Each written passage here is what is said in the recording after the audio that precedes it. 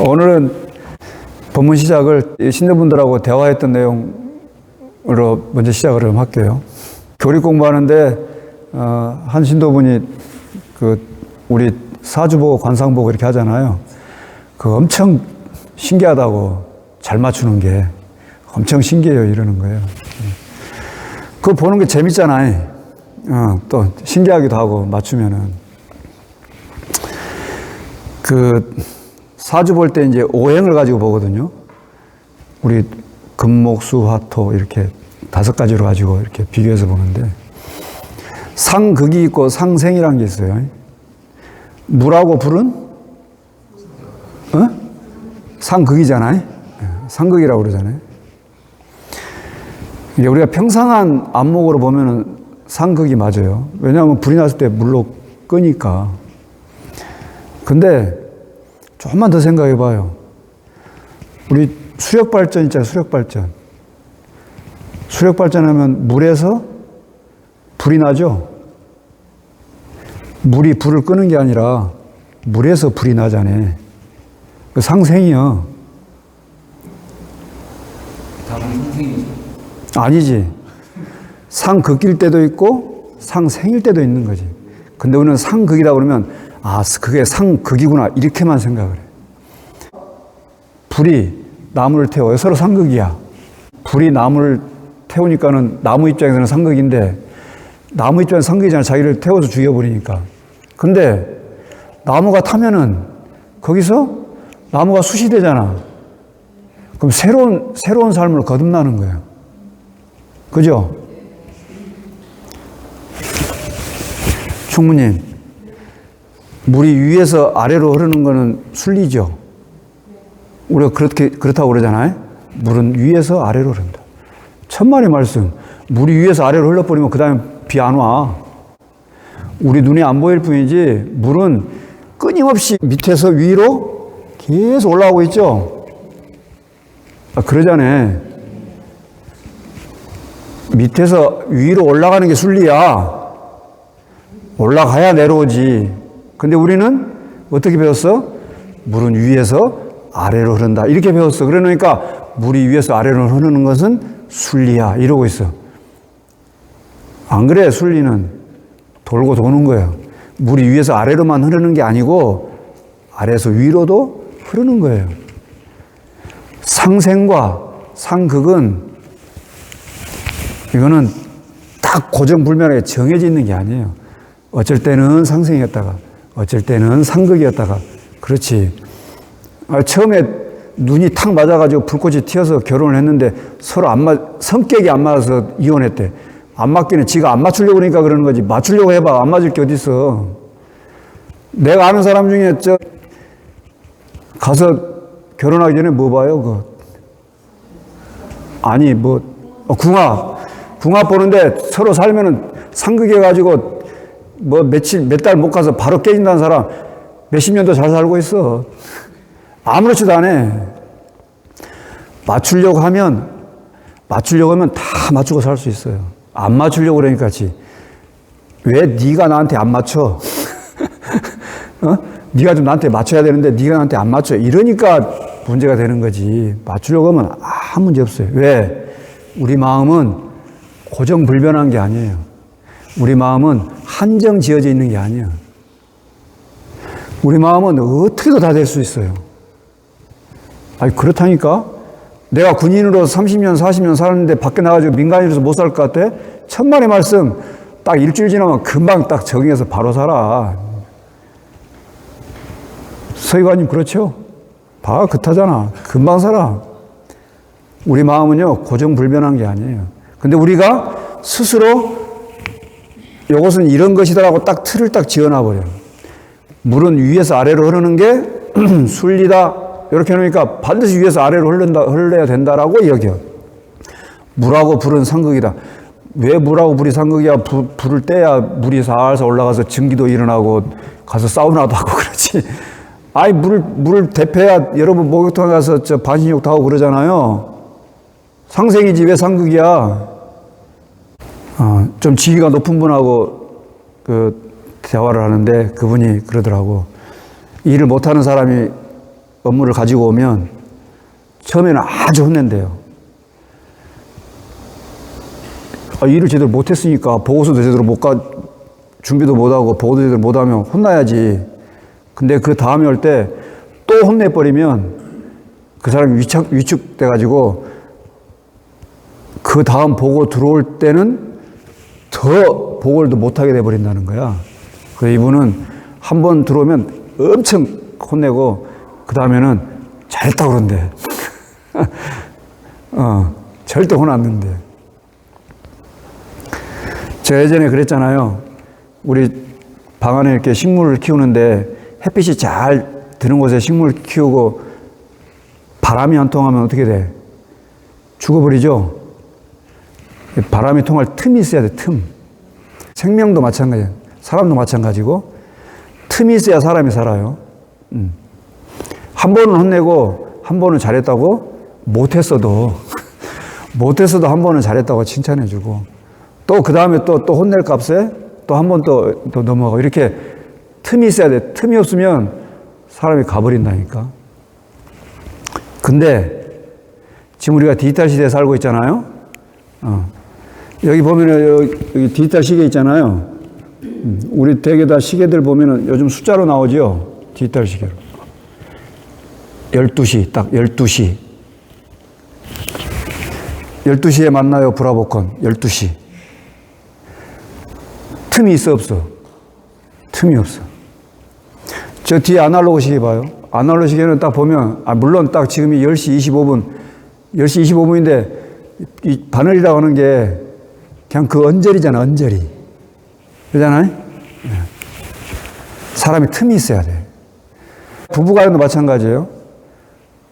부부간에도 서로 무엇인가를 원할 때 틈이 있게 원하고 틈이 있게 뭘 원해. 그리고 뭘 이렇게 그 원하는 걸 받았을 때도 틈이 있다는 사실을 인정하고 좀 받아들여. 그러면 훨씬 수월해요. 저 언저리, 아날로그 시계는 언저리가 있어서 참 편해. 근데 그것보다 옛날에는 훨씬 더 좋았어. 언제 만날까? 점심때 만나. 아니, 지 점심때하고 내 점심때하고 어떻게 이게 맞아요, 이게? 다를 수 있지. 뭐예요? 훨씬 틈이 있잖아, 틈이. 틈이 있어야 여유가 있잖아요, 마음이. 그렇잖아요? 여유 있게 살아야 돼. 마음에 여유를 주고 좀 틈을 만들어 놓고 좀 살아요. 그래야 햇빛도 들어오고 바람도 좀 통하고 이렇게 해서 숨을 쉬지. 요거, 콧구멍이 이렇게 작지만 요 틈이 있으니까 숨 쉬고 살잖아요, 우리가. 몸이 이렇게 큰데 콧구멍 조그만 하잖아요. 틈은 조금만 있어도 살아요, 우리가. 만약에 우리가 숫자에 너무 명확해가지고 12시 딱 이렇게 해야 되는 상황이면 그 좀 틈을 주려면 12시에서 12시 반 사이, 30분 사이에 보자. 이렇게만 해도 좀 여유가 있잖아요. 그렇게 좀 했으면 좋겠다. 지난주에 내가 불자분들하고 대화하면서 느꼈던 것을 한번 생각나서 말씀드렸어요.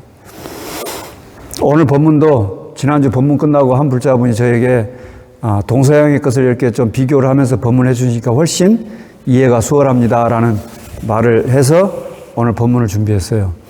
여러분, 우리가 그 고전을 보라고 하잖아요, 고전.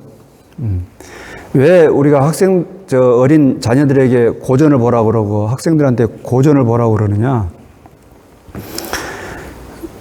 이 고전의 반열에 올라와 있는 책들, 이런 책들은 평상한 우리 이 중생들, 우리 평상한 인간들의 수준을 뛰어넘은 말씀드려요. 고전의 반열에 있는 책들 참 잘 봐봐요. 그래서 고전의 반열에 있는 책들을 계속 본문으로 말미암아서 우리의 이 뇌구조가 바뀌어요. 그냥 내가 눈 떠서 이렇게 하루 일과 시작하는데 늘 보고 대화하는 사람들의 수준이 늘 그 수준이야. 그러면 그 수준을 벗어나질 못하잖아요.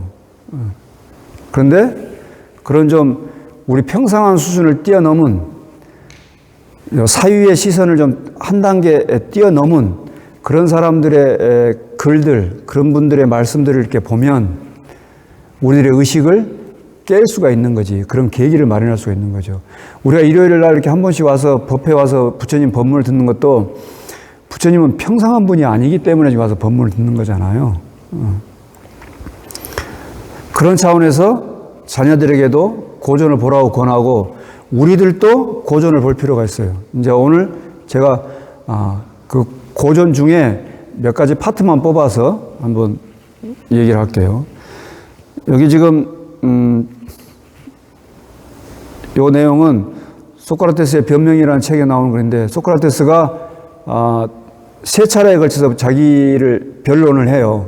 지금 변명 이렇게 되는데 변론이지 자기가 기소가 됐어. 자기가 지금 재판에 기소가 돼가지고 사느냐 죽느냐 하는 중요한 기로에 서 있을 때에 자기의 변호사를 사지 않고 자기 스스로가 자기를 변론을 해요. 그걸 세 차례를 했어. 그 세 차례 가운데 첫 번째에 나와 있는 여러분들이 너무나 잘 알고 있는 네가 무지하다는 것을 알아라. 라는 대목을 지금 제가 뽑아 놓은 거예요. 소크라테스는 사실은 죄가 없었는데 요즘으로 말하면 괘씸죄에 걸린 거예요. 그리고 사람들로부터 많은 사람들을 적으로 만들었어. 왜 많은 사람들을 적으로 만들었느냐? 그 사람들이 너희들이 사실은 알지 못하고 있다는 것을 알게 해줬거든. 소크라테스의 죄는 네가 사실은 그것에 대해서 알지 못하고 있다라고 하는 사실을 알게 해줬어. 그럼 생각해봐. 내가 그 사실에 대해서 나는 안다고 생각하고 있었는데 대화를 하다 보니까 내가 그 사실을 모른다는 걸 들켰어. 그럼 어떻게 돼? 기분 나쁘잖아. 그것도 엄청 기분 나쁜 거예요. 그 엄청 기분 나쁜 수준이 지위가 높으면 높을수록 더 기분 나빠. 자신의 지위가 높으면 높을수록 엄청 짜증나는 거야. 왜? 얘 때문에 나의 무지가 들통나 버렸거든. 그래서 내 무지를 감추려다 보니까 소크라테스를 제거해 버려야 돼. 근데 한두 사람만 좀 소크라테스한테 기분이 나쁘면 상관이 없는데 많은 그 당시에 줄을 잃었던 대부분의 사람들이 전부 다 소크라테스하고 대화를 해봤더니 자기가 다 무지하다는 사실이 들통나 버렸어. 그리고 우리들이 흔히 하는 얘기, 요즘 젊은 것들은 큰일이야. 이게 세상 망조야, 망조. 요즘 것들은 안 돼 하는 그 젊은 사람들만, 뭔가 배우려고 하는 젊은 사람들만 소크라테스를 선생님으로 모시면서 정말 훌륭하신 스승님이십니다. 저의 무지를 일깨워 주시는 스승님이십니다. 이렇게 하고 나머지 주류 사기를 이끌어갔던 사람들은 전부 다 소크라테스를 죽일 놈 이렇게 딱 찍은 거예요. 그래가지고 괘씸죄에 걸려서 재판에 기소돼가지고 이제 지금 사형 선고를 언도받을 지금 그 순간에 와 있는 그 장면의 첫 번째 변론이에요. 그때 뭐라고 했느냐? 내 잘못은 여기 지금 나와 있는 것처럼 그는 아무것도 모르면서 자기가 무엇인가를 안다고 착각하는 반면에 나는 적어도 내가 모르는 것은 모른다는 사실을 아는 이 아주 작은 이것에서 나는 그보다 좀 더 지혜롭다. 이렇게 자기 이런 생각을 했습니다라고 지금 배심원들한테 얘기하는 장면이에요. 법구경의 63번째 개성에 보면 이건 어리석은 자의 장이라는 게 나오는 말인데 부처님도 똑같이 말씀하셨어. 어리석은 자가 어리석은 줄 알면 그만큼 지혜롭다. 근데 어리석으면서도 지가 지혜롭다고 생각하면 그는 참으로 어리석은 사람이다. 부처님도 돌맞을만 하죠? 부처님도 엄청나게 욕 얻어먹었다니까. 그 당시 때 브라만교 사람들한테 엄청나게 모함도 당하고요. 욕도 태백을 얻어먹고요. 이 진실을 알린다는 게 쉬운 일이 아니에요. 진짜 돌맞이를 각오하고 진실을 알렸지. 부르나존자가 설법제일 부르나존자잖아요. 근데 부르나존자가 설법을 하러 떠나기 전에 부처님께서 물어요. 너 갔는데 사람들이 너한테 너를 반갑게 이렇게 맞아주지 않고 너한테 욕하면 어떡할래? 욕하면요. 저한테 돌을 던지지 않는 걸로 다행으로 생각하겠습니다. 너 만약에 돌을 던지면 어떡할래? 저한테 몽둥이질을 하지 않는 걸 다행으로 생각했습니다. 너한테 몽둥이질을 하면 어떡할래? 저한테 칼을 들이대지 않는 걸 다행으로 생각하겠습니다. 너한테 칼을 들이대면 어떡할래? 아이, 그러면요. 제 원래 본래 없는 몸인데 이 육신 뭐 사라지면 편안한 열반에 무여의 열반에 들 수 있게 해줘가지고 감사하던 마음으로 제가 생각하겠습니다. 이렇게 얘기하니까 그러면 너는 설법할 자세가 돼 있다라고 그렇게 해서 보냈어요. 뭐예요? 그 당시 사회가 만만치 않았다는 거지. 네. 그 실제로 불운한 혼자는 맞아 죽었어요. 맞아 죽었어요. 지가 무지하다는 사실을 드러낸다는 것, 이건 참 괴로운 일이에요. 자신의 내밀한 것을 까발려서 드러낸다는 것은 참 어려운 일이에요. 다 숨기고 싶죠. 지가 지혜롭지 못하다는 사실을 인정한다는 것, 참 괴로운 일이에요. 그래서 수행자는 진실해야 돼요. 솔직해야 돼. 마지막에 공자님, 유야, 회 연할 때 계집여자인데 너여자예요. 옛날 이렇게 썼어요. 너한테 알려주랴? 지지요와 안다는 것에 대해서 알려주랴? 다 아시는 말씀이죠.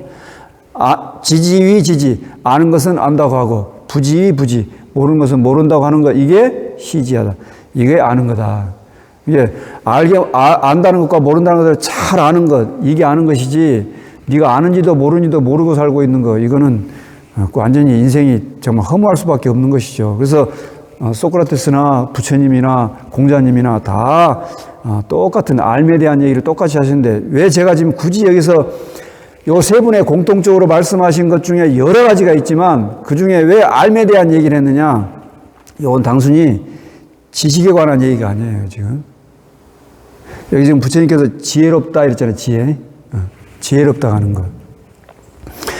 그가 얼마나 그 진실에 다가갈 수 있는 자세가 되어 있느냐, 되어 있지 않느냐. 이제 이게 문제인 거예요. 소크라테스가 무슨 지식적인 걸 충족시켜준 사람이 아니니까. 에? 그가 얼마나 진실을 볼 수 있는, 진리를 알 수 있는 그런 안목이 지금 갖춰져 있느냐, 갖춰져 있지 않느냐. 이게 관건인 거예요.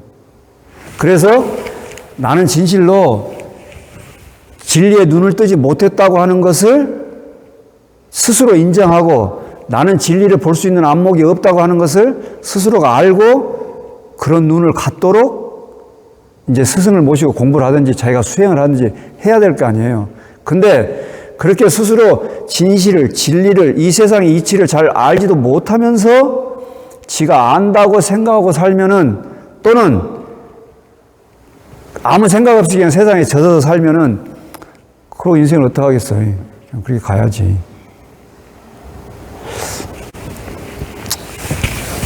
자,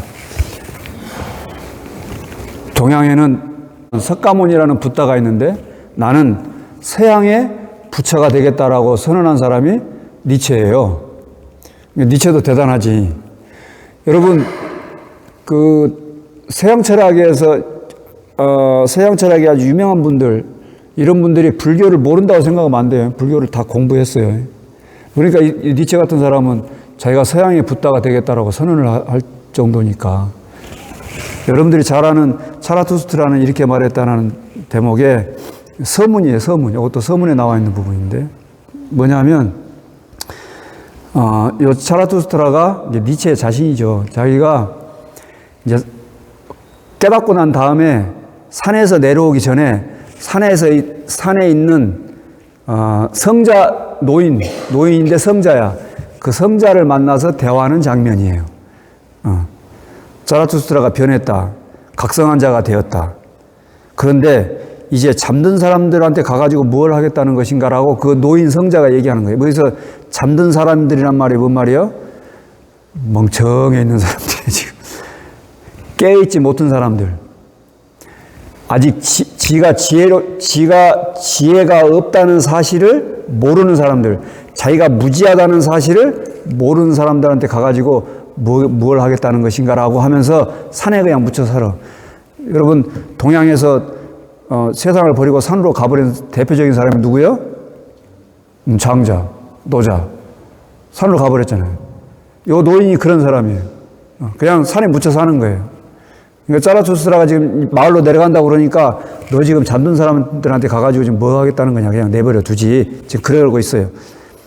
근데, 자라투스트라가 이제 그렇게 이 사람하고 대화하고 헤어져서 내려오면서 독백하는 거예요. 뭐냐? 이럴 수 있단 말인가? 저 늙은 성자는 숲속에 있으면서 신이 죽었다는 소식조차 듣지 못하였구나. 이렇게 얘기하면서 여러분들이 그렇게 잘 알고 있는 니체는 신은 죽었다라고 선언했다는 대목이 여기서 나와요. 뭐예요? 이제 스스로 각성한 자가 됐어요. 이제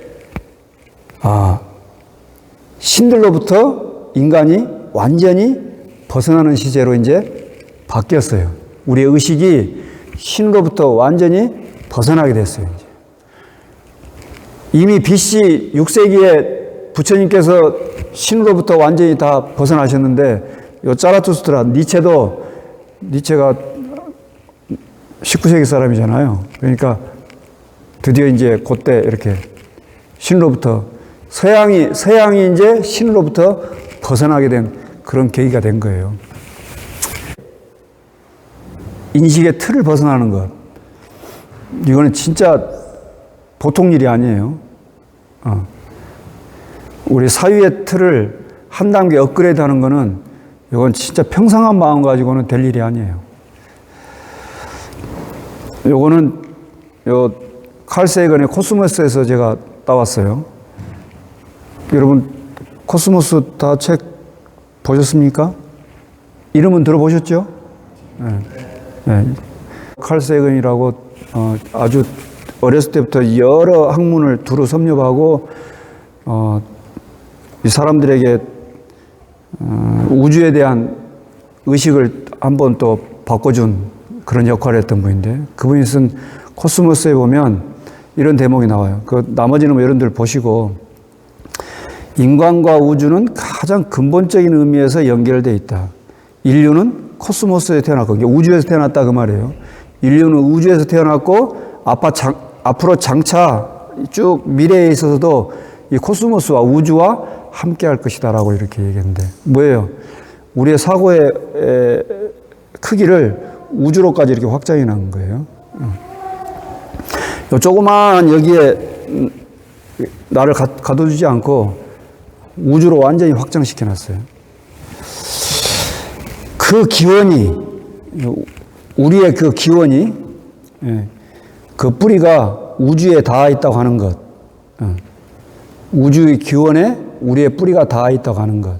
이것을 우리가 알 수 있다. 결국은 인간의 본질을 만나게 될 것이다라고 이렇게 얘기한 것처럼 이 사람은 천체 물리학자 입장에서 인간의 본질을 들여다보고 우리가 우주와 우주의 기원과 맞닿아 있고 우리가 우주와 지금 하나라고 하는 우주로부터 우리가 왔다고 하는 우주와 분리될 수 없는 그런 관계라고 하는 것을 밝혔어요. 장자 얘기는 안 할게요. 시간이 없으니까. 이건 천체 물리학자 얘기고. 자, 칼 세이건이 우주적인 차원의 우리의 의식을 확장했다면 서양에서 인간의 의식을 아주 혁명적으로 변혁을 일으킨 대표적인 사람을 뽑아라 이렇게 하면 첫 번째로 꼽는 사람이 찰스 다윈이라고 그래요. 그 종의 기원 On the Origin of Species 그 뒤에 더 길게 있는데 이 종의 기원에 보면 이 서문에 찰스 다윈이 해놓은 자기 말이에요. 쭉 내려와서 자기가 연구를 엄청나게 해봤어요. 쭉 엄청나게 해봤는데 종은 저마다 개별적으로 창조되었다는 견해가 틀렸다는 것을 더 이상 의심하지 않는다. 이런 결론에 도달할 수밖에 없었다. 이 말이에요. 이게 뭔 말이냐? 종이 저마다 개별적으로 창조되었다라는 견해. 이게 뭐예요? 창조론이잖아요. 모든 종을 신이 다 이렇게 창조해놨다. 각각. 근데 자기가 깊게 연구해 본 결과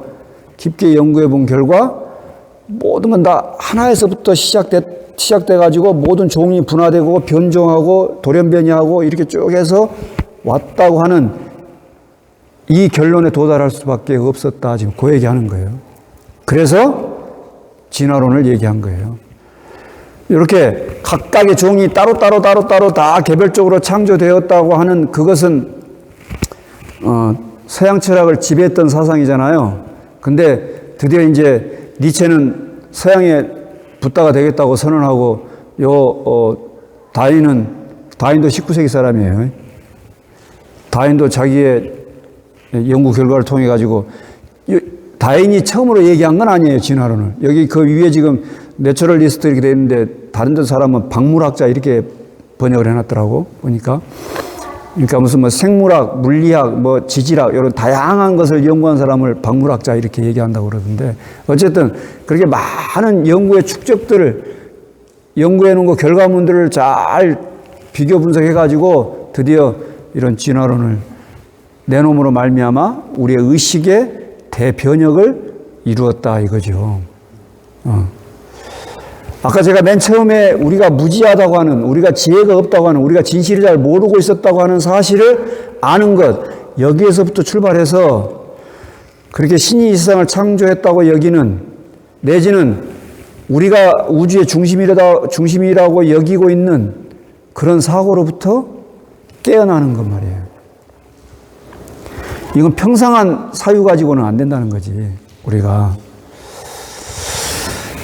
간디의 7가지 사회학, 이거는 정치적인 거여서 제가 한번 실었어요.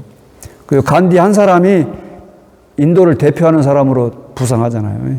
근데 이건 뭐 보시면 충분히 알 수 있는 거고, 하나 설명드릴 거는 여기 원칙 없는 정치대회인데, 여기서 원칙은 내 정치를 하는데 나는 이런 원칙을 가지고 있어, 이런 개인적인 원칙이 아니에요. 원문에 보면 프린시펄이 됐어요. 프린시펄. 이게 원리지, 원리. 이게 뭐냐? 개인과 이 사회와 이 세상이 돌아가는 원리로서의 원칙인 것이지, 무슨 진보와 보수, 좌와 우의 그런 나는 진보의 원칙이 있어, 나는 보수의 원칙이 있어, 이런 원칙으로 그냥 한쪽으로 몰아가는 이런 원칙이 아니에요. 개인과 대중의, 그리고 이 사회의 원리로서의 원칙을 얘기하는 거예요. 그러니까 진보냐 보수냐는 이런 원칙 가지고 하면은 다 깨져버리잖아. 그게 없는 정치는 아주 큰 사회학이에요. 원칙이 있어야 돼요. 원리를 알아야 돼. 세상의 이치, 인간의 이치, 인간의 존엄의 이치, 인간의 본질이라고 하는 그 원리, 그걸 알고 정치를 해야 된다. 넘어갈게요. 이건 중요한 게 아니고. 자, 의식의 대전환의 오늘 마지막 장이에요. 윌리엄 블레이크라는 사람이 쓴 시예요. 하나의 모래 속에서 세계를 보고 하나의 들꽃 속에서 천국을 본다. 여러분 어때요? 이 시인의 안목이. 이 조그마한 하나의 모래에서 이 우주 전체를 봐. 이 세계를 봐. 그리고 가을날 이제 가을꽃 지금 국화도 피고 그러잖아요. 그 가을꽃 한 송이, 그 가을꽃 속에서 천국을 봐요. 이는 안목 말이에요. 한 손 안에 무한을 거머쥐고 나는 지금 여기에 이 손 안에서 무한을 거머쥐어. 그리고 순간에서 영혼을 맛봐. 여러분 순간 속에서 영혼을 볼 수 있어야 되지 않겠어요? 우리가 내 자신 속에서, 요 조그만 내 자신 속에서 우주를 볼 수 있어야 되지 않겠어요? 하늘의 모래에서도 우주를 보는데 하물며 내 자신에서 우주를 볼 수 있어야 되지 않겠어요? 이런 안목 말이에요. 이 사람은 영국 사람이에요.